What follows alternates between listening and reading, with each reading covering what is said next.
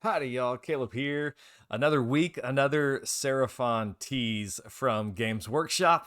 Today, we have the Skink Starseer being revealed to us, and that's great. That's been a model that's been needed to be updated for a while. It's one of those heroes that's still stuck in the resin, and so that's great to see that we're finally getting a Skink Starseer plastic model. So they showed off a little quick video about the Skink Starseer. Go check that out on Warhammer Community. Has some cool stuff there. They showed little short videos. Nothing really revealed in those videos other than what we see here in this article.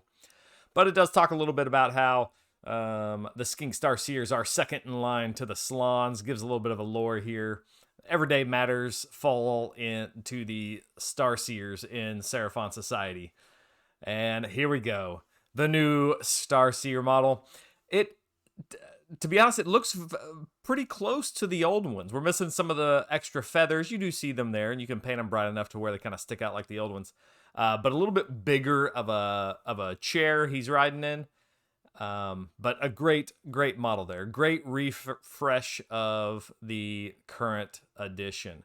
You see there, we see in a couple of these images that it has a couple different helmets that you can put on it.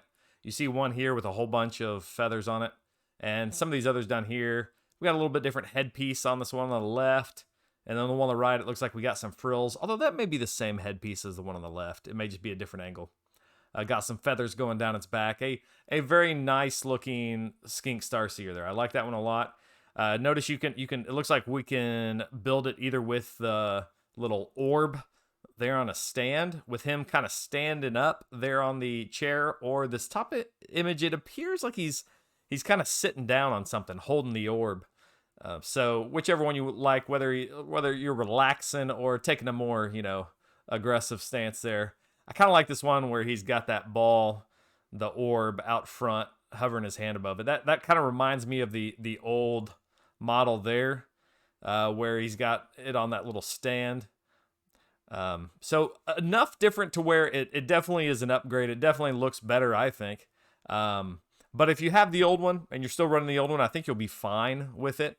If you've already painted one up, I don't think you have to buy another one to replace it. It looks like it's on the same base size. It looks to be about the same size as the other one, maybe not quite as tall.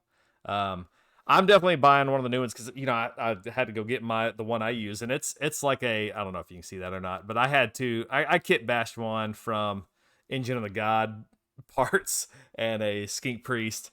So I'm looking forward to finally getting one of these in plastic and painting up one of the Starseers. That will be cool. They did preview one of the abilities for it, and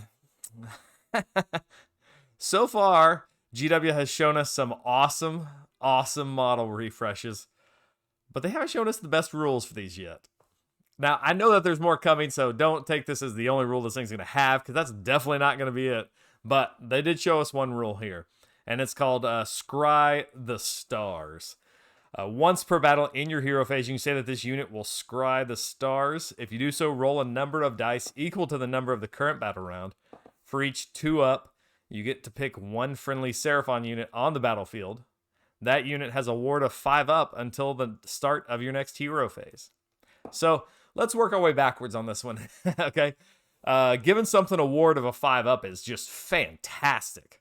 If you could throw that on a big unit of warriors that are already -1 damage, we don't know if that's going to stick around in the new battle tome. But if they're already tough and coalesce and you could give them a 5-up ward, that is fantastic. Hand that out to some knights or a big monster that you're going to be throwing into combat would be great. So 5-up ward is very powerful. You see some armies paying a lot in points for that ability.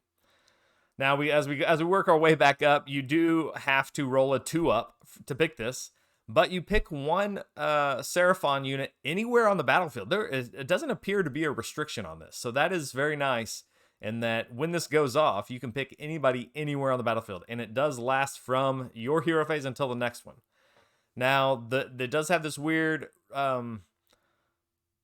number of dice will equal the battle round. So in turn 1, you're not gonna have. I mean, you can do it to one unit.